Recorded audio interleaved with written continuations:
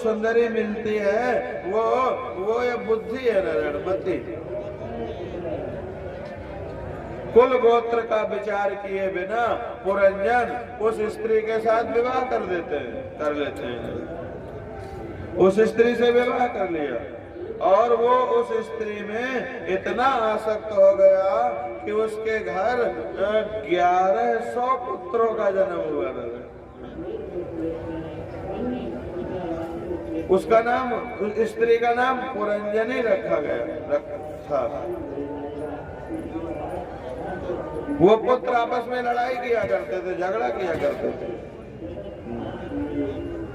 और उनके झगड़ा देख के राजा को बड़ा आनंद आता था, सुख मिलता था।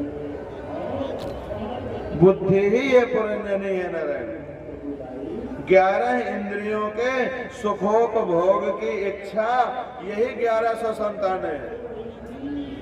11 इंद्रिय, यही 1100 संतान है। एक 100 पुत्र, बोले 1100 तो बहुत कम बताए। इन पुत्रों के पारस्परिक युद्ध का अर्थ है आपस में लड़ते थे। उसका मतलब है कि ये संकल्प विकल्प का जो संघर्ष होता है, ये कर लूं कि न करूं, संकल्प विकल्प का जो संघर्ष एक होता है, यही आपस में लड़ना है। एक विचार उत्पन्न हुआ नहीं कि दूसरा विचार उसको दबोचने पहुंच जाता है, दूसरा आया नहीं कि तीसरा चौथा, ऐसे एक के बाद एक श्रृंखला चलती रहती है। 11 इंद्रियों में ये जीव फंस गया है नारायण। ये 5 प्राण जो नाक के आगे नासिकाग्रवर्ती जो वायु है तुम्हारी, ये तुम्हें जीवित रखे है, जो ये इस शरीर के पहरेदार है। इस शरीर की रखवारी रक्षा यही नाक की सांस से होता है। 5 प्राण ये एक वायु ही अंदर जाके 5 भाग में बट जाती है। प्राण वायु, अपान वायु, व्यान वायु, उदान वायु, समान वायु। एक ही वायु अंदर जाके 5 हो जाती है, फिर 5 से 10 हो जाती है, 10 से 1000 हो जाती है। और इसके बाद आयुर्वेद में 45,000 तो प्रेत वायु बताई है, जो मस्तिष्क के अंदर जाकर के अलग अलग वो नसों के माध्यम से घूमती रहती है। अपान वायु विकृत हुई गए तो वह बाहर खोल के मूड़ी हिलाने लगते हैं लोग कि भूत आए, उसको प्रेत वायु नाम दिया है। तो पहले एक वायु अंदर जाती है, 1 से वो 5 होती है, 5 से 10 हो जाते हैं, और 10 से नारायण वो बढ़ते बढ़ते हजारों लाखों असंख्य हो जाते हैं। वही वायु मस्तिष्क में प्रेत वायु के रूप में भी विभाजित होती है और वो विकृत हो जाती है। कभी कभी कुछ दूषित आत्माओं के संपर्क में आने से वो वायु विकृत हो जाती है, तो फिर उससे प्रेत आएगा, प्रेत आ गया, ऐसा लोग कहने लगते हैं। तो 11 इंद्रियों में ये जीव फंस गया है। 5 प्राण इस शरीर की रक्षा करते हैं। इंद्रिय सुखोपभोग के संकल्प विकल्प जो होते हैं नारायण, यही उसकी 1100 या इससे अधिक संतानें हैं। संकल्प विकल्प के जीव, संकल्प विकल्प के द्वारा ये जीव जो है बंधन में पड़ता है। कई वर्ष तक पुरंजन ने सुखोपभोग किया। कालदेव मृत्यु की एक पुत्री है जिसका नाम है जरा, बुढ़ापा जैसे कहते हैं। काल की मृत्यु की पुत्री है नारायण। पुरंजन को देख करके और उससे उसने विवाह करने की इच्छा की। अब जरा तो कोई चाहता नहीं है, लेकिन जरा ने जबरदस्ती उसको उसके साथ विवाह कर लिया नारायण। बुढ़ापा, ये जरा जो है यही बुढ़ापा है, तो बुढ़ापा से कौन ब्याह करेगा? मैंने बुढ़ापा कौन चाहेगा कि आ जाए, लेकिन चाहो चाहे न चाहो वो तो आएगा। तो अनिच्छा होते हुए भी जरा ने उससे विवाह कर लिया। जो भोगोपभोग का सुख लूटता है उसे जरा से, माने वृद्धावस्था से विवाह करना ही पड़ता है। नहीं, हमारे गुरु जी तो बुढ़ापे में भी बूढ़े नहीं हुए थे। हाँ, जो कोई बहुत त्याग करता है नारायण, वो जरा का सामना नहीं करता जल्दी। हमने तो उन्हें कभी बूढ़ा नहीं देखा। बूढ़े हाँ, तो जरा जो होती है नारायण, जो यौवन अवस्था में जो जीवन में अपने बहुत भोग करता है, बुढ़ापा उसको जरूर पकड़ता है नारायण। प्राचीन काल में ये जो दृष्टांत बताया जा रहा है प्राचीन काल का, ये प्राचीन काल का होते हुए भी आधुनिक है नहीं, ये हमेशा नया रहता है। तो हमेशा याद रखो, कभी न कभी वृद्धावस्था तो आएगी। वृद्धावस्था को सुख से काटना है नारायण, तो भोगों से विरति रखो। जितने से जीवन चल जाए उतने से ही नारायण अपना जीवन बिताओ। यौवन तो सबका जाएगा नारायण, यौवन जाता ही है। जो भोगोपभोग में सुख लूटता है, जरा से माने वृद्धावस्था से उसको विवाह करना ही पड़ जाता है। वृद्धावस्था जरूर आएगी, यौवन तो जाएगा जरूर। योगी कभी वृद्धावस्था नहीं पाता है, योगी हमेशा युवक रहता है। अतिशय आसक्त रहने वाला पुरंजन, जो बुद्धि के चक्कर में पड़ गया था, महल में रहता था, जिसके बहुत सारे सुख सुविधा की सामग्री थी, ऐसे पुरंजन ने अंत काल में भी स्त्री का चिंतन किया न रहे, और अंत काल में स्त्री का चिंतन करते हुए देह त्याग किया। स्त्री का ही चिंतन करते हुए देह त्याग किया। परिणाम में विदर्भ नगरी में उसको कन्या रूप में जन्म लेना पड़ा। स्त्री का चिंतन करने से पुरंजन को स्त्री बनना पड़ा नारायण। जगत के लोगों को, विशेषकर साधकों को, विशेषकर अपना आत्म कल्याण चाहने वालों को ये उपदेश दिया जाता है नारायण, सावधान, स्त्री का बहुत चिंतन करने से स्त्री ही बनना पड़ता है। फिर बच्चा कच्चा पैदा करने पड़ेंगे नारायण, और फिर जगत में अनेक प्रकार के सुख दुख आते हैं। जो जिसका चिंतन करता है, पुरंजन पुरुष था, लेकिन बार बार अपनी पत्नी का, अपनी स्त्री का चिंतन करने से स्त्री हो गया नारायण। तो पुरंजन ने केवल अपनी जवानी में ही पाप किया था। बाल्यावस्था और वृद्धावस्था में तो उसने भी सत्कर्म किया था। इन्हीं कारण से नारायण, इन्हीं पुण्यों के कारण उसका जन्म एक ब्राह्मण के घर में कन्या के रूप में हुआ।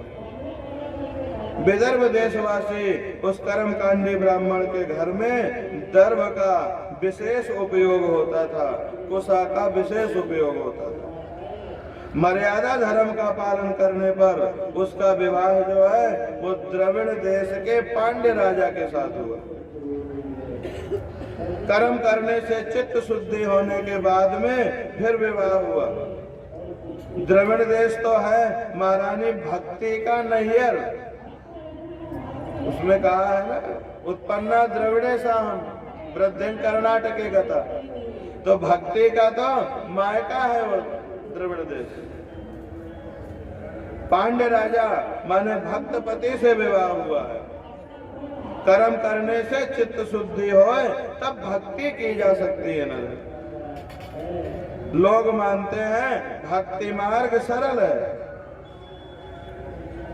लेकिन यहाँ तो अत्यंत कठिन है, अतिशय कठिन मार्ग। मर्यादा धर्म का पालन किए बिना भक्ति का उदय नहीं हो सकता। पहले मर्यादा धर्म का पालन करना ही पड़ता है। चित्त की शुद्धि हुए बिना भक्ति का उदय नहीं होता। चित्त की शुद्धि होने तक तो नियम में बांध के ही करो, करना है करना, अच्छा लगे चाहे न लगे करो। चित्त की शुद्धि हुए बिना भक्ति का उदय नहीं होता। अंत में परमात्मा का अनुभव करने के लिए ज्ञान आवश्यक है। भक्तपति के साथ विवाह होने पर कन्या और 7 पुत्र और हुए उसके दूसरे जन्म में, वो राजा स्त्री बना। कन्या है कथा श्रवण, कथा श्रवण, सत्संग में रुचि, भक्ति का जन्म हुआ इस तरह से उसके जीवन में। 7 पुत्र, भक्ति के 7 प्रकार है। श्रवण कीर्तन, श्रवणम कीर्तनम विष्णु स्मरणम पाद सेवनम अर्चनम अर्चन वंदन दास सख्य भक्ति और आत्मनिवेदन, सब कुछ परमात्मा का है। ये जो 7 प्रकार की भक्ति है नारायण, ये सप्त भक्ति, यही 7 पुत्र है। 7 पुत्रों का जन्म हुआ। सत्संग कन्या है, कथा श्रवण या सत्संग यही कन्या है। ये जब हुए और 7 पुत्र जब हुए नारायण, तो उसका जीवन सफल हुआ। भगवान के नाम रूप गुण प्रभाव लीला कान से सुनना, सुख से कीर्तन करना और मन में स्मरण करना, तो भगवान का नाम ये श्रवण करने से नारायण, श्रवण कीर्तन और स्मरण ये भक्ति सिद्ध होती है। तीनों, श्रवण भक्ति है, कीर्तन भक्ति है और स्मरण भक्ति है परमात्मा। तो ये तीनों सिद्ध होते हैं। प्रभु की सेवा करने से अर्चन भक्ति सिद्ध हुआ करती है। अर्चन भक्ति, प्रभु की मूर्ति को वंदन करने से वंदन भक्ति सिद्ध होती है। वंदन करने से, तो प्रभु को वंदन करने से वंदन भक्ति सिद्ध होती है। ये 7 प्रकार की भक्ति मनुष्य चाहे तो अपने प्रयत्न से प्राप्त कर सकता है और सिद्ध कर सकता है।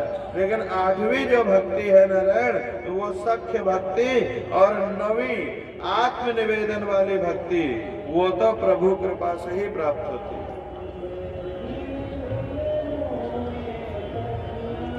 श्रवण आदि 7 प्रकार की भक्ति सिद्ध होने के बाद, 7 पुत्र होने के बाद, माने एक बार पति की मृत्यु का समाचार सुनकर के वो पुरंजनी स्त्री वो बहुत दुखी हो गई। उस कन्या को परमात्मा ने सद्गुरु के रूप में आकर के बोध दिया। जहाँ उसका पति चिता में जल रहा था, जहाँ उसको सती होना था, वहीं ब्राह्मण के रूप में आकर के और उसके मित्र अभिज्ञात ने उपदेश दिया।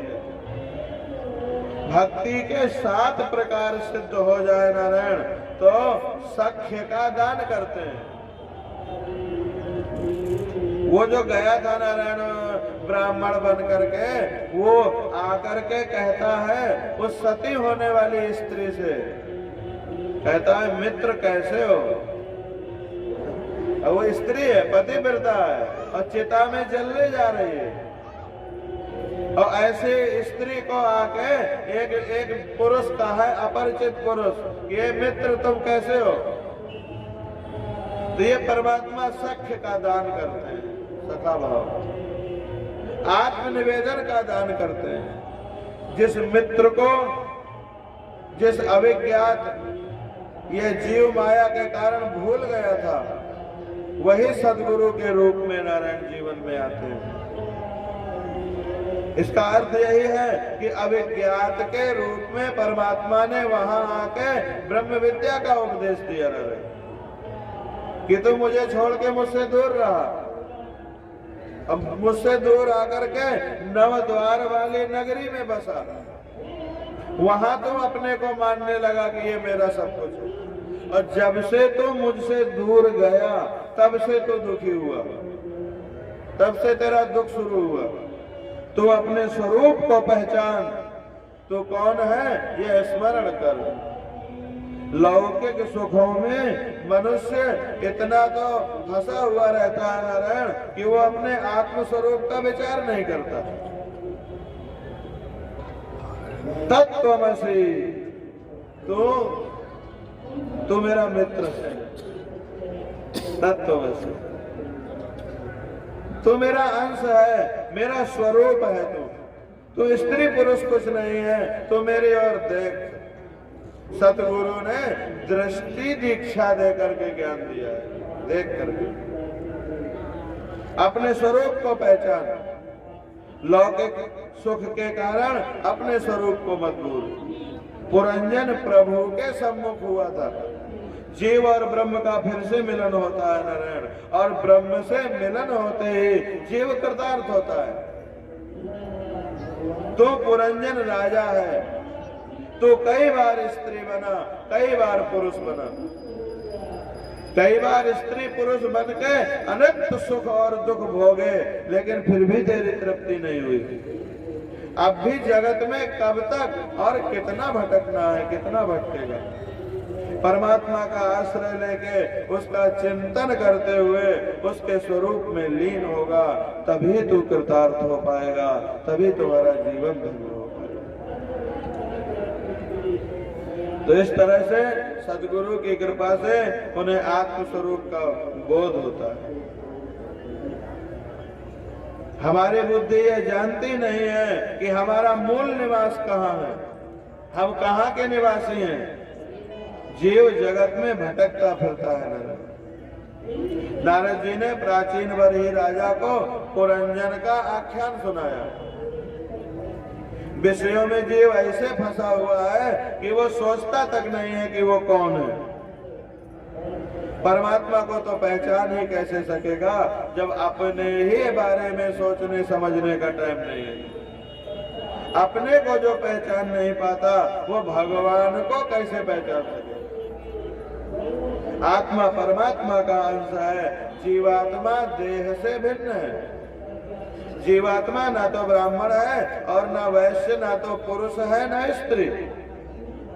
आत्म स्वरूप का ज्ञान हो जाए तो देह का विस्मरण हो जाए। अगर आत्म स्वरूप का ज्ञान हो जाए, देह का विस्मरण हो जाए, तो मनुष्य को जीते जी मुक्ति आ जाए। समझो, जप करने से मन की शुद्धि होती है। जप के बिना जीवन किसी का सुधरता नहीं। 13 करोड़ जप कर ले कोई तो ईश्वर के साक्षात दर्शन मिलते हैं, ऐसा ऋषियों ने, पूर्वाचार्यों ने कहा है। जप पूर्व जन्म के पापों को भी जलाता है नारायण। जप का फल तत्काल ना मिल पाए तो मानो कि पूर्व जन्म के पाप मेरे अभी बहुत शेष है। वो मेरे पूर्व जन्म के पाप उनके वही चुक रहे हैं, वो कट रहे हैं, खत्म हो रहे हैं। उन्हें भोगना नहीं पड़ेगा, वो जप के प्रभाव से नष्ट हो जाएगा। नहीं भोगने में बड़ा कष्ट देंगे बाद में वो। तो मानो पूर्व जन्म के पाप अभी तक बाकी है। इस विषय में विद्यारण्य स्वामी जी का एक दृष्टांत आता है नारायण। स्वामी विद्यारण्य जी बड़े गरीब व्यक्ति थे पहले।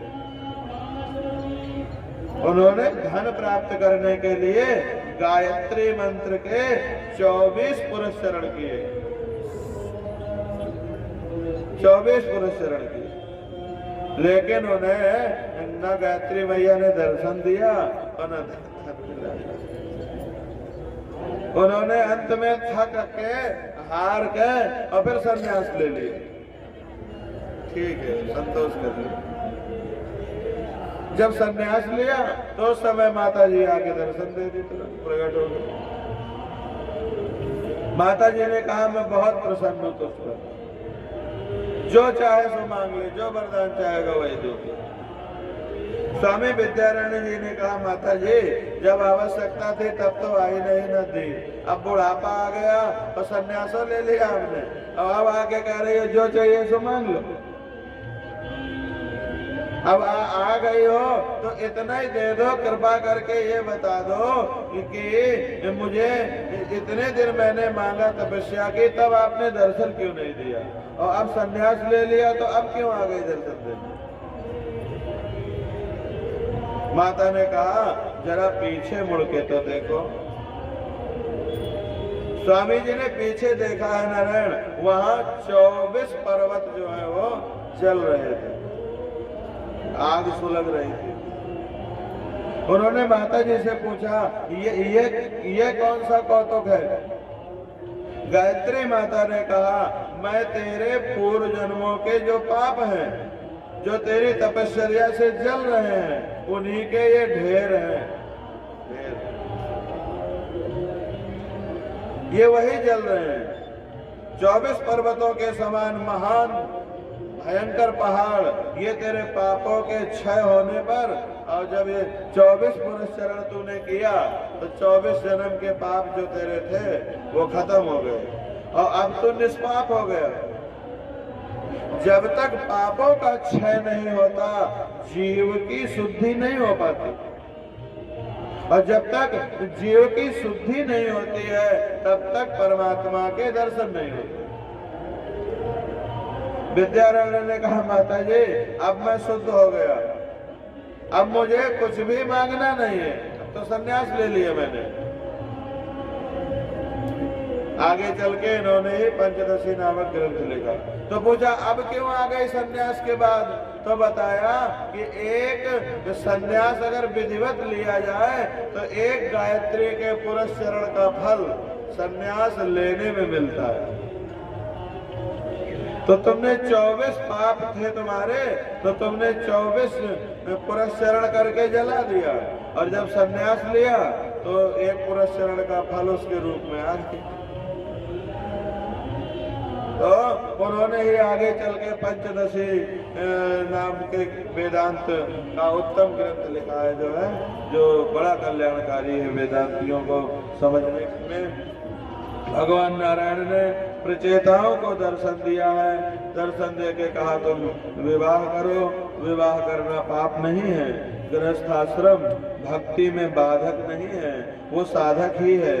1-2 संतानें होने के बाद संयम का पालन करें नारायण, और गृहस्थी में रह करके ही भक्ति करे। ये जीवात्मा कई जन्मों से काम वासना का चाकर बनने के कारण अनंत दुख भोग रहा है। तो विवाह करने से काम सुख की जो सूक्ष्म वासना है वो दूर हो जाया करती है नारायण, नष्ट हो जाती है। तो ईश्वर की माया जो दो तरह से जीव को भरमाती है। विवाहित भी पछताता है, और बोध न हो तो अविवाहित भी पछताता है नारायण। भगवान ने कहा, रोज 3 घंटे नियम पूर्वक मेरी सेवा, मेरा स्मरण करोगे अगर, तो मैं तुम्हें पाप करने से तुम्हारी रक्षा करूंगा। भगवान का कहना है 3 घंटा रोज भगवत सुमिरन करे, जो भगवान उसके जीवन से धीरे धीरे पाप खत्म कर दिया करते। और 5 घंटे 6 घंटे 7 घंटे भक्ति पूजा में कोई लगाए दे, तो फिर बाकी के घंटे तो अपने आप ही उसी में दिमाग चलता रहता है। जो 1111 मंत्र जप लेगा, वो जपने के बाद 1-8 घंटा वो मंत्र अपने आप ही चलते रहेंगे, धीरे धीरे बिना जानकारी में उनकी तरंगें चलती रहेगी। तो जो भगवान की भक्ति करता है, भगवान उसके जीवन से पाप छुड़ा देते हैं। प्रभु को प्रसन्न करने के लिए 3 मार्ग नारद जी ने 4थे स्कंद में बताए हैं। दया सर्वभूतेषु संतुष्टया येन केनवा सर्वेन्द्रियोपसाद्या च तुष्यत्यासु जनार्दन। जीव मात्र के प्रति दया करो नारायण, सभी के प्रति दया करो, और जो कुछ भी मिले उसी में संतुष्ट रहो। संतुष्टया येन केनवा सर्वेन्द्रियोपसाद्या च, और सभी इंद्रियों का संयम रखो नारायण। इंद्रियों का संयम रखे बिना न ज्ञान हो पाएगा, न भक्ति हो पाएगी, न ज्ञान सक पाएगा, और न कर्म ही ठीक से हो पाएगा।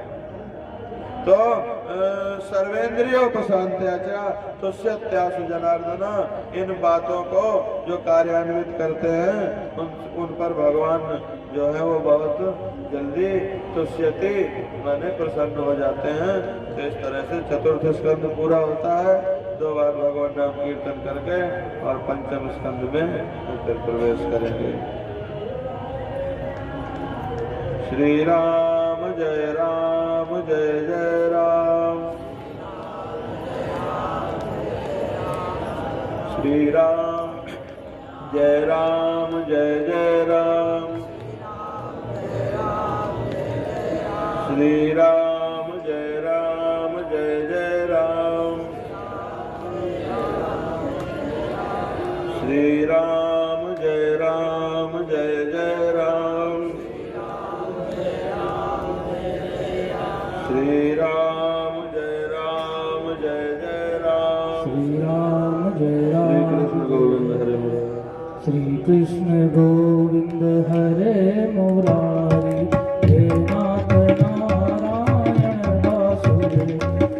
श्री कृष्ण गोविंद हरे मुरारी, हे नाथ नारायण वासुदेव। हे नाथ नारायण वासुदेव, हे नाथ नारायण वासुदेव। श्री कृष्ण गोविंद हरे मुरारी, हे नाथ नारायण वासुदेव। श्री कृष्ण गोविंद हरे मुरारी, हे नाथ नारायण वासुदेव। हे नाथ नारायण वासुदेव, हे नाथ नारायण वासुदेव। श्री कृष्ण गोविंद हे मुरारी, हे नाथ नारायण वासुदेव। श्री कृष्ण गोविंद हरे मुरारी, हे नाथ नारायण वासुदेव। राधे कृष्ण कृष्ण कृष्ण राधे कृष्ण कृष्ण कृष्ण, राधे कृष्ण कृष्ण कृष्ण राधे राधे कृष्ण कृष्ण, राधे कृष्ण कृष्ण राधे राधे कृष्ण कृष्ण, कृष्ण कृष्ण कृष्ण राधे राधे कृष्ण। बोलिए सद्गुरुदेव भगवान की, भागवत महापुराण की जय। गंगा मैया की, जय। भागवत भगवान की। जय। पंचम स्कंद में मनु भगवान के बड़े पुत्र की कथा है, प्रियव्रत की। प्रियव्रत बचपन से ही विरक्त थे। नारद जी के प्रति इनकी श्रद्धा थी, आस्था थी। नारद जी के साथ वो जंगल में रहते थे। प्रचेताओं ने 10 प्रचेता थे और 10 प्रचेताओं ने एक ही कन्या से विवाह किया और कहा कि ऐसा क्यों करते हो? तो उन्होंने कहा हमें पत्नी जो है वो भोग के लिए नहीं चाहिए, यज्ञ में गांठ जोड़ के बैठानी पड़ती है, इसलिए चाहिए। हाँ, तो उनसे उनके संतानें नहीं नारायण चले, वो यज्ञ के लिए उन्होंने विवाह किया था बस। तो जब प्रचेताओं का वंश जो है नारायण वो जैसा चाहते थे मनु भगवान उस तरह नहीं बढ़ पाया, तो उन्होंने अपने बड़े बेटा को मनाया, गए कि बेटा चलो विवाह के लिए गृहस्थी में। और बड़े पुत्र का, छोटे बेटे का जो परिवार है वो ज्यादा नहीं चल पाया। तो प्रियव्रत ने पहले तो बिल्कुल साफ मना कर दिया। पिताजी ने बहुत समझाया, वो नहीं माने नहीं जाएंगे, हम प्रवृत्ति में नहीं पड़ेंगे, हमें निवृत्ति का जीवन ठीक लगता है, मानेगा नहीं ये। वो ब्रह्मा जी के पास गए। ब्रह्मा जी के चतुर्मुख, ये चारों वेद हैं।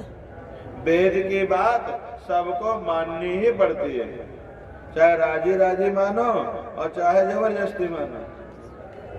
और जो वेद का उल्लंघन करते हैं उनका इहलोक और परलोक दोनों में शुभ नहीं होता, मंगल नहीं होता।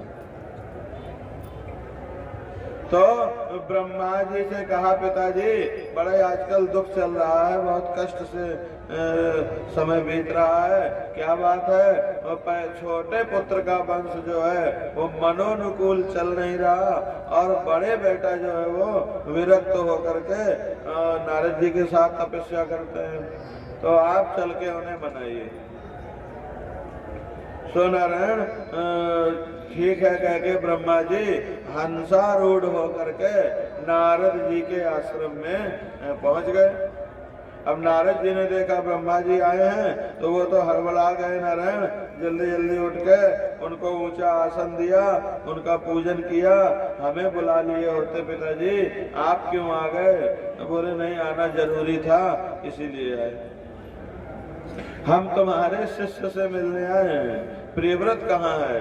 प्रियव्रत ने आके ब्रह्मा जी का पूजन किया और पूजन करके नारायण हाथ जोड़ के खड़े हो गए। ब्रह्मा जी ने कहा, प्रियव्रत हमारी बात बेटा ध्यान से सुनो। देखो भगवान नारायण जो है वो जगत के नियंता है। नारायण की जो इच्छा, नारायण का जो आदेश होता है, मैं ब्रह्मा, भगवान शंकर, देवराज इंद्र, यमराज, इन सबको नारायण हाथ जोड़ के आंख मूंद के उनकी इच्छा के अनुसार ही काम करना पड़ता है। हम लोग खुशी से करें और चाहे नारायण मुंह लटका के करें, लेकिन जो उनकी इच्छा होती है वो होता वही है, करना वही पड़ता है। और देखो प्रियव्रत, वन में रहकर के तपस्या करना वो इसलिए किया जाता है कि जंगल जो होता है ना वो प्राकृतिक होता है। प्रकृति कभी किसी को भड़काती नहीं है, प्रकृति शांत रहती है, सौम्य रहती है। ये जो बनावटी चीजें हैं संसार की, इसी से जो है माया बनती है। तो इसीलिए मन को संयमित करने के लिए, ऊंची साधना करने के लिए जंगल में रह के, पेड़ पौधों के बीच रह के, पहाड़ों नदियों के बीच रह के और मन पवित्र रख करके ईश्वर की साधना, ईश्वर का आराधन ये जो है किया जाता है। सो जिसने अपने मन को जीत लिया है, देखो प्रियव्रत, वो अगर बाजार में भी रहता है तो जीते हुए मन वाला व्यक्ति वो ईश्वर के ही समीप है। और जिसने मन नहीं जीता है वो जंगल में भी चला जाए नारायण, पहाड़न में भी चला जाए, पर्वतों में भी चला जाए, तो वहां भी वो संसार रच लेता है।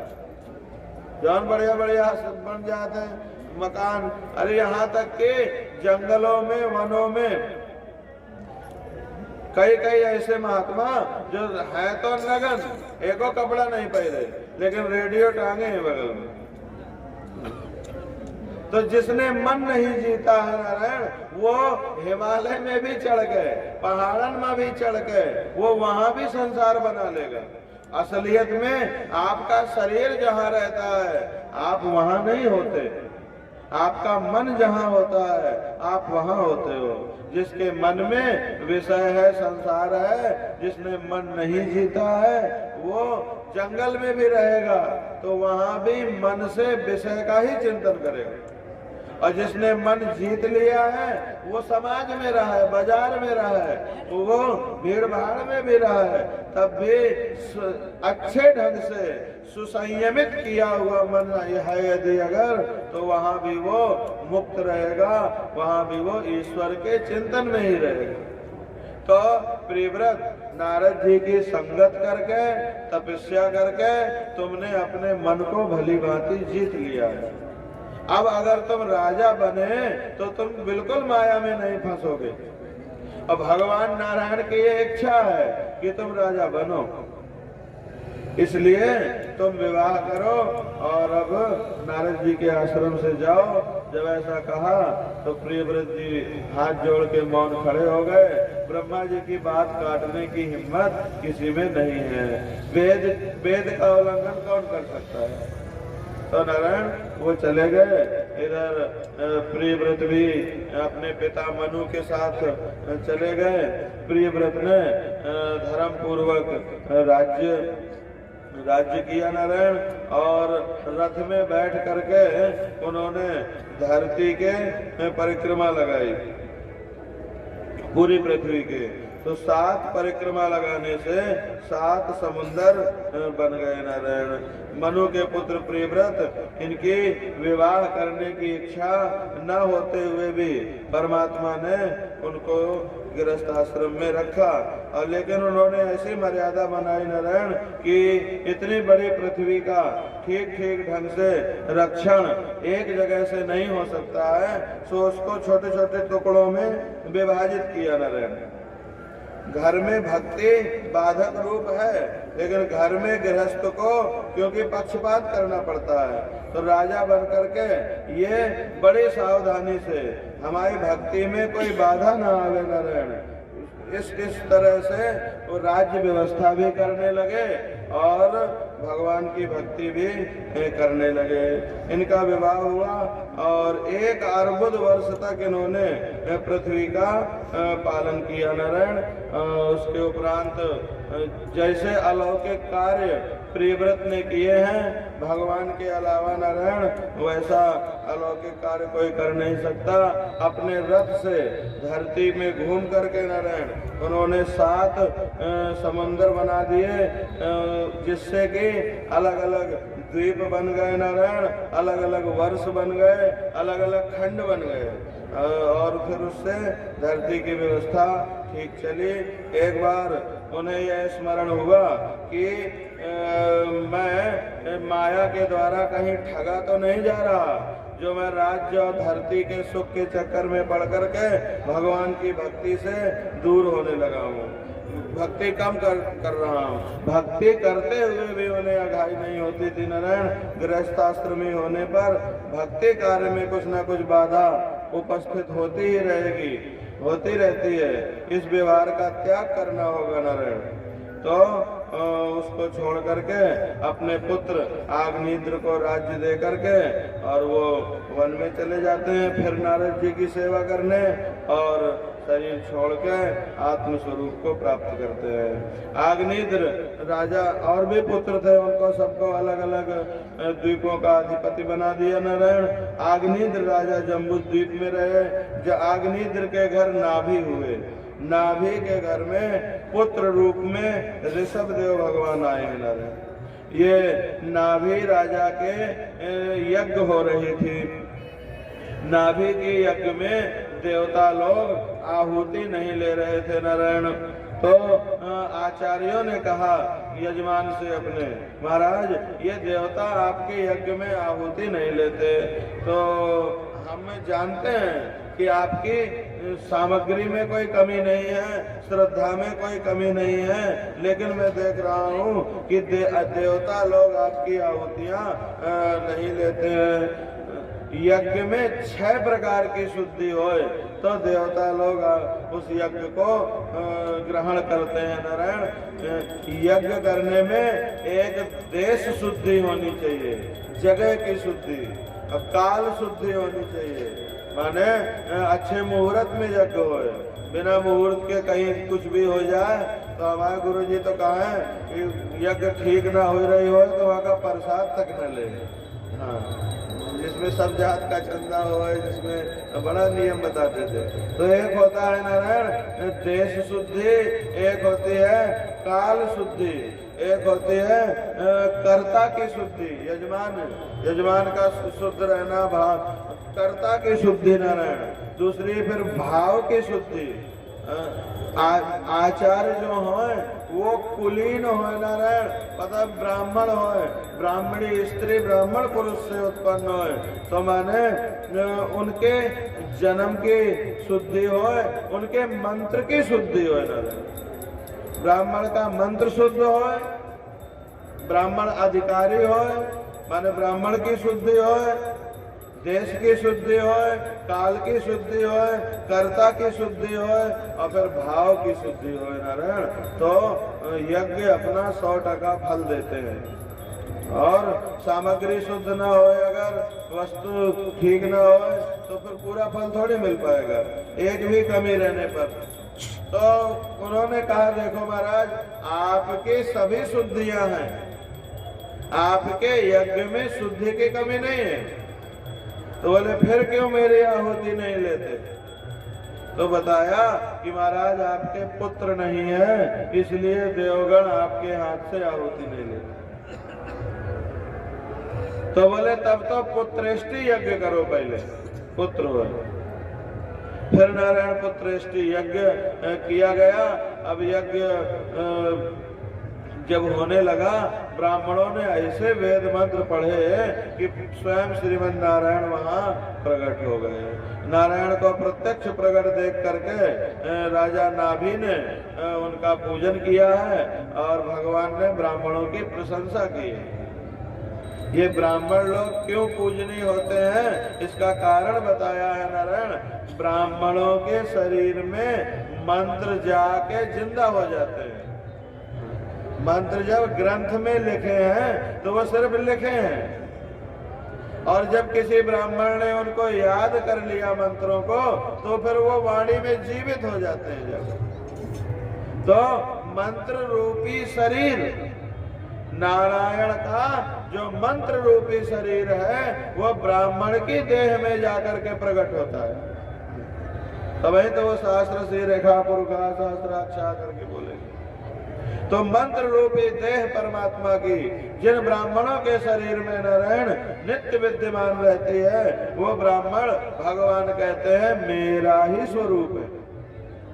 ऐसे मंत्र वेदता ब्राह्मण, शुद्ध ब्राह्मण, जिनका खान पान विचार जिनमें पूर्ण ब्राह्मणत्व है, भगवान कहते हैं वो अगर कुछ बोले तो वो मेरा ही बोलना मानना चाहिए। तो ब्राह्मणों बताओ तुम क्या चाहते हो, क्यों मुझे बुलाया? ब्राह्मणों ने कहा महाराज हमारे जजमान के पुत्र नहीं है, पुत्र के लिए हमने आपका आह्वान किया है। भगवान ने कहा तुमने आशीर्वाद दिया कि पुत्र होगा? तो ब्राह्मण तो देते ही है महाराज, हमने आशीर्वाद दिया कि पुत्र होगा। तुमने जो कहा वो मेरे द्वारा ही कहा हुआ है, जो तुमने कहा उसकी पूर्ति होगी। ब्राह्मणों ने कहा महाराज तनिक हमने ज्यादा बोल दिया था। क्या कहा था? हमने कहा था नारायण के समान पुत्र होंगे। भगवान ने कहा मेरे समान तो हम ही हैं। फिर तो भगवान स्वयं उनके यहाँ ऋषभ देव के रूप में प्रकट हुए। बोले ऋषभ नारायण भगवान की जय। ऋषभ देव जी ज्ञानावतार है नारायण, ज्ञान के अवतार। ज्ञानी परमहंसों का व्यवहार किस प्रकार होता है, ये बताने के लिए भगवान ने ऋषभ देव के रूप में जन्म धारण किया। परमहंसों का व्यवहार कैसे होता है ये बताने के लिए वो आए। भगवान ने ऋषभ देव के रूप में जन्म धारण किया। वो जगत को ज्ञानी का आदर्श बताया उन्होंने कि ज्ञानी को इस अवस्था में, इस स्थिति में रहना चाहिए। ऋषभ का अर्थ होता है सर्वश्रेष्ठ। ऋषभ देव बार बार उपदेश देते हैं कि मानव जीवन भोग के लिए नहीं है, मानव जीवन तपश्चर्या के लिए। ऋषभ देव जी भगवान नारायण की ही ऋषभ देव के रूप में आए हैं और आकर के परमहंसों को, महात्माओं को, अवधूतों को कैसे जिया जाता है, कैसे जीते हैं ये बताया है। ऋषभ देव जी ने धर्म पूर्वक शासन किया था अपने पिता से प्राप्त राज्य का। ऋषभ देव इतने सुंदर थे, इतने तेजस्वी थे कि इंद्र के मन में यह आया कि मैं अपनी बिटिया का ब्याह इनसे कर दूं। लेकिन ऐसा कहा है धर्म शास्त्रों में, बिटिया का ब्याह करना पिता का धर्म है, नहीं पिता के ऊपर ऋण रहता है। इहलोक परलोक दोनों बिगड़ते हैं, तो विवाह करना पिता का धर्म है। धर्म शास्त्रों में कहा है शीघ्र विवाह कर दे तो उत्तम होता है। लेकिन वहीं मनुस्मृति में यह बात भी कही है कि बिटिया चाहे हमेशा कुंवारी बैठी रहे, जिसका कुल ना जानो, जिसके बारे में जानो ना, जो किसी विद्या से युक्त ना हो, गुण से युक्त ना हो नारायण, ऐसे को अरे गहरे किसी को भी अपनी घर की कन्या नहीं सौंप देनी चाहिए। विवाह जल्दी करना कर्तव्य है, लेकिन जल्दी करने के चक्कर में किसी को भी बिटिया दे दो, ये ठीक नहीं। तो उन्होंने परीक्षा ली ऋषभदेव की। जिस राज्य में ऋषभदेव जी रहते थे वहां पानी ही नहीं बरसाया, कई वर्ष तक पानी नहीं बरसा नारायण। तो ऋषि मुनि जानते थे कि भगवान ऋषभदेव के रूप में जन्म लिए हैं इस समय। कुछ लोग जानकार होते हैं, वो सब इकट्ठा होकर के भगवान के पास गए, नारायण आप तो साक्षात नारायण हैं, प्रजा जो है वो जल के बिना अन्न के बिना मरी जा रही है, कई वर्ष से वर्षा नहीं हुई, कृपा करो वर्षा बरसाओ। तब तो नारायण अजनाब खंड भर में उन्होंने खूब पानी बरसाया बिना बदलन के। जितनी पानी की जरूरत होती थी, न अतिवृष्टि और न अनावृष्टि, जितने पानी की जरूरत होती थी उतना पानी बरसता था। इंद्र को जब पता लगा कि ये तो बिना बादलों के पानी बरसा दिए, तो अपनी बेटी को लेकर के गए हैं और कहा महाराज हमसे नाराज न होना, हम आपसे ईर्ष्या नहीं कर रहे थे, हमें अपनी बिटिया ब्याहनी थी तो आपकी परीक्षा कर रहे थे हम। तो उन्होंने प्रसन्नता से जयंती का विवाह जो है वो ऋषभदेव भगवान के साथ कर दिया। तो जयंती भी जो है लक्ष्मी का ही अंश है नारायण। ऋषभदेव के साथ विवाह हुआ, इनके 100 पुत्र हुए हैं नारायण। 100 पुत्रों में सबसे बड़े पुत्र जो हैं वो भरत जी हैं, सबसे बड़े पुत्र भरत हुए। एक बार अपने सभी पुत्रों को अपने पास बुलाया है, बड़े बड़े आचार्य बैठे थे, ऋषि मुनि बैठे हुए थे।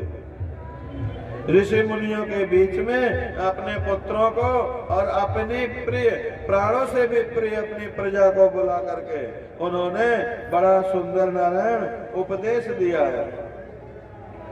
नायम देहो देह भाजाम त्रिलोके कष्टान कामान अर्हते बिडभुजाम ये तपो दिव्यम पुत्र कायेन सत्वम शुद्धये तस्मात् ब्रह्म सौख्यम तनन्तम।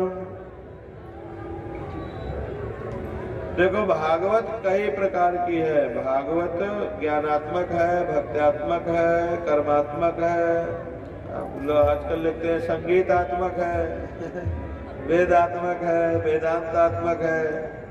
भागवत उपदेशात्मक है वकील साहब। इसमें परमात्मा ने अवतार लिया और अवतार लेकर के कुछ स्टेटमेंट दिया, और परमात्मा जब स्टेटमेंट देते हैं तो वो थोड़े समय और थोड़े लोगों के लिए नहीं होता, वो बहुत समय और बहुत लोगों के लिए होता है। और भागवत में जो उन्होंने बोला था वो शब्द जो के त्यों लिखे धरे हैं, आपके कान तक पहुंचने को तैयार है, इसलिए भागवत महत्वपूर्ण है। भगवान ने अवतार लिया और अवतार लेके कुछ विशेष विशेष बातें बोली, वो उपदेश जहां छिपे रखे हैं वो भागवत है। 24 अवतारों के उद्देश्य, उनमें दिए गए उपदेश जो हैं वो भागवत में रखे हैं हमारे तुम्हारे पुरखन ने। इनको देखते रहना बच्चों, भगवान ने बताया है कि तुम्हारा परम कल्याण कैसे होना है। भागवत उपदेशात्मक है ना। ऋषभदेव जी कहते हैं कि देखो बच्चों, नायम देहो देह भाजाम त्रिलोके कष्टान कामान अर्हते बिडभुजाम। ये इस मर्त्य लोक में ये मनुष्य शरीर जो है ये विष रूपी दुख में विषय भोग भोगने के लिए मानव नहीं बने होते।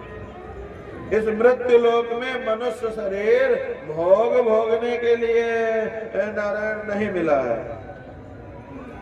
भोग तो ये सूकर कुकर भी अपनी अपनी औकात के साथ भोगते हैं ना। राजा राजमहल में रहता है और मच्छर को भी सोने की जो जगह है, सोने के बाद वही आनंद आता है जो राजा को सोने के पलंग में आता है। एक बहुत गरीब भिखारी रास्ते में पड़ा हुआ सोते हुए जिस गहरी नींद के निद्रा के आनंद में डूबा होता है, राजा भी गहरी नींद में उसी आनंद में रहता है। ये मनुष्य शरीर भोग भोगने के लिए नहीं है। इंद्रिय के भोग तो सब जीवों को समान सुख ही देते हैं। आप सबको अपने घर में जितना अच्छा लगता है, जंगली जानवरों को अपने बिल में भी उतना ही सुख मिलता है। इंद्रियों का जो सुख है वो सब जीवों का एक समान है। तो मानव बनकर के भी अगर हम इंद्रियों के सुख में ही लिप्त रहें तो फिर शरीर का भले विकास हो गया हो, अभी चेतना का विकास तो नहीं हुआ। क्योंकि मानव जीवन जो है नारायण, वो दुख रूपी विषय भोग भोगने के लिए नहीं है। ये भोग तो कुकर सूकर को भी मिलते हैं नारायण। तो फिर क्या करें इस शरीर से? बोले अगर मानव शरीर मिला है तो मानव शरीर प्राप्त करके इस शरीर से दिव्य तप ही करना चाहिए। तप तप या भोग दो ही चीजें होती हैं। भोग वो है जो भोगते समय तो थोड़ी सुख दे, ऐसा लगे कि सुख मिल रहा है, लेकिन परिणाम में भयंकर कष्ट देते हैं, उसे भोग कहते हैं। परिणाम में विषमिव, जो भोगते समय लगे कि सुख मिल रहा है, परिणाम में विष दे, वो भोग है। और तप बोले जो तपते समय थोड़े खट्टा खट्टा लगे, जो करते समय कष्ट दे और बाद में महान फल दे नारायण, महान सुख दे, उसे तप कहते हैं। तप और भोग में ये अंतर है। तप तपते समय थोड़ी कष्ट मिलता है और भोग भोगते समय थोड़ी सुख मिलता है। भोग भोगने में थोड़ी सुख मिलता है, बहुत कष्ट मिलता है। तप तपने में थोड़ी तपना पड़ता है और बहुत सुख मिलता है। तो सुख क्या, आनंद का सरोवर मिल जाता है, अनंत सागर मिल जाता है। तो मानव को इस मानव शरीर प्राप्त करके भोग की लिप्सा, भोग के संसार में अत्यधिक प्रवृत्ति नहीं करनी चाहिए नारायण। इस दिव्य शरीर से तो दिव्य तप ही करना चाहिए, क्योंकि तप करने से अंतःकरण शुद्ध होता है। अंतःकरण अगर शुद्ध ना हो नारायण, तो तुम्हें कितने भी बड़े साम्राज्य का अधिपति बना दो, तुम कभी सुख नहीं उठा पाओगे। अंतःकरण शुद्ध होने से नारायण, तप करने से अंतःकरण की शुद्धि होती है। और जब अंतःकरण शुद्ध हो जाता है तो ब्रह्मानंद की प्राप्ति होती है। अंतःकरण शुद्ध होते ही ब्रह्मानंद की प्राप्ति होती है। तो ब्रह्मानंद की प्राप्ति जो तुम्हारा स्वाभाविक मौलिक अधिकार है, जिससे तुम वंचित हो रहे हो, उस अपने आनंद की प्राप्ति के लिए अंतःकरण शुद्ध करो। अंतःकरण शुद्ध करने के लिए दिव्य तप जरूरी है। भोग से तो अंतःकरण और मलिन होता है। और जब अंतःकरण शुद्ध होगा तो अनंत ब्रह्म सुख की प्राप्ति होगी, अनंत ब्रह्मानंद की प्राप्ति होगी। शास्त्रों में तपो दिव्यम पुत्र का यन सत्वम शुद्ध है दस्मान ब्रह्म सौख्यम तुरंतम महत् सेवाम द्वार माहुर विमुक्ते तमो द्वारम योषिताम संगी संगम महंतास्ते समचित्ता प्रशांता विमन्यवः सुहृदा साधवो ये। शास्त्रों में ये ऋषभ देव जी अपने संत पुत्रों को बताते हैं, पुत्रों के माध्यम से हमें तुम्हें बताते हैं। शास्त्रों में महापुरुषों की जो सेवा है, महापुरुषों की जो प्रसन्नता है, वो मुक्ति का दरवाजा है। और जगत की इच्छा रखने वाले, कामना रखने वाले कामियों का जो संग है, वो नरक का दरवाजा है। महापुरुष कौन है? तो महापुरुष की भी पहचान भागवत में बताइए। महापुरुषों के लक्षण होते हैं। कुछ ऐसे बुद्धिमान खोपड़ी होते हैं जो महापुरुषों को पहचान लेते हैं, सब नहीं पहचान पाते।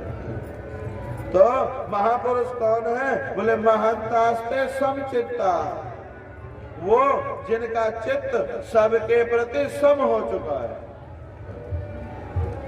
जो हानि पर उबलता नहीं, दुखी नहीं होता, लाभ होने पर जो है बहुत प्रसन्न नहीं हो जाता, जिसका चित्त सभी जीवों के प्रति समान है न, जो परम शांत है। परम शांत का मतलब होता है जिसमें कभी क्रोध ना होवे, क्रोधहीन होवे, जिसकी शांति कभी नष्ट ना होए, जीवन रहे चाहे अभी चला जाए, शांति वो अपने ब्रह्मानंद में प्रतिष्ठित रहता है। संसार रहे या जाए, आकाश अभी टूट के गिर जाए या सूर्य गिर जाए या समुद्र अपनी मर्यादा लांघ जाए नारायण, लेकिन ब्रह्मनिष्ठ की शांति कभी भंग नहीं होती, कोई नहीं कर सकता। तो जो समान चित्त है, महांतास्ते समचित्ता प्रशांता। यहाँ तो टाइम पे चाय ना मिले तो लोग ऐसा गुस्सा दिखाने लगते हैं कि सब ब्रह्म ज्ञान भाग जाता है। तो महापुरुष वो है नारायण जो समचित्त है, जो शांत नहीं प्रशांत है, किसी भी तरीके से जिनकी शांति को भंग नहीं किया जा सकता। विमन्यवा सुहृदा, क्रोधहीन है जो, सुहृद है जो, सुहृद सबका सुचिंतन करने वाले, माने सबका हित चिंतन करने वाले। पिता पुत्र की उन्नति से इसलिए प्रसन्न होता है नारायण कि ये बुढ़ापे में हमारी सेवा करेगा, लेकिन गुरु लोग प्रसन्न होते हैं, वो जिनको नहीं जानते उनके भी उन्नति से प्रसन्न होते हैं, क्योंकि संत वो है जो अकारण हितैषु है तुम्हारा, अकारण, कारण से तो सभी हितैषु होते हैं। वे उनके लिए कहा महापुरुष वो हैं महांतास्ते समचित्ता प्रशांता विमन्यवा सुहृदा साधवो, सुहृद है सबके, हित चिंतक है सबके, और बताया सदाचार संपन्न है जो। महापुरुष का ये भी लक्षण है नारायण, उसमें सदाचार होना चाहिए। अथवा इसके अलावा परमात्मा की भक्ति को ही अपने जीवन की सबसे बड़ी पूंजी मानते हैं जो वो महापुरुष है। परमात्मा की भक्ति, परमात्मा के चिंतन, परमात्मा के मनन, उसी को अपने जीवन के सबसे बड़ा पुरुषार्थ मानते हैं। हमारे पास कुछ नहीं है ऐसा उनके दिमाग में कभी आता ही नहीं है। हमारे पास तो भगवान है, हमारे पास हमारे भगवान का प्रेम है। कितना प्रेम है वो अपना अपना पता होता है। तो वो जो प्रेम है परमात्मा से, वो सबसे बड़ी पूंजी है। परमात्मा के प्रेम को ही, परमात्मा की भक्ति को ही जो अपने जीवन की सबसे बड़ी संपत्ति मानते हैं और अपनी संपन्नता मानते हैं, वही नारायण महापुरुष है। ऐसे महापुरुषों की सेवा और प्रसन्नता से नारायण मोक्ष का द्वार खुला करता है, मुक्ति का द्वार खुला करता है। जो केवल संसार में रुचि न रखते हुए शरीर निर्वाहन के लिए प्रवृत्त होते हैं, वो महापुरुष हैं। उनकी सेवा से मैं ही प्रसन्न होता हूँ, मुक्ति का द्वार खोलता हूँ। नूनम प्रमत्ता कुरुते विकर्म यदिन्द्रिय प्रीते आप्रणोते न साधु मन्ये यत आत्मनोयम असन्नपे क्लेशद आस देह। मनुष्य प्रमादवश कुकर्म करने लगता है और कुकर्मों में उसकी ये प्रवृत्ति इंद्रियों को तृप्त करने के लिए होती है। इंद्रियों को तृप्त करने के लिए धर्म का उल्लंघन कर जाता है उसकी वो प्रवृत्ति जो इंद्रियों को सुख देने के लिए होती है नारायण, भगवान कहते हैं मैं इसको अच्छा नहीं मानता। तुम्हें अच्छा लगता होगा लेकिन मैं अच्छा नहीं मानता। ये कुकर्मों में प्रवृत्त होना परमात्मा कहते हैं मुझे ये प्रिय नहीं लगता, क्योंकि इन्हीं कुकर्मों के कारण परमात्मा का प्यारा अंश उनका जीव, उस जीव को ये असत शरीर मिला है नारायण, उस जीव को ये दुखालय संसार मिला है। परमात्मा को ये कुत्सित कर्म इसलिए नहीं भाते हैं नारायण कि ये जीव जो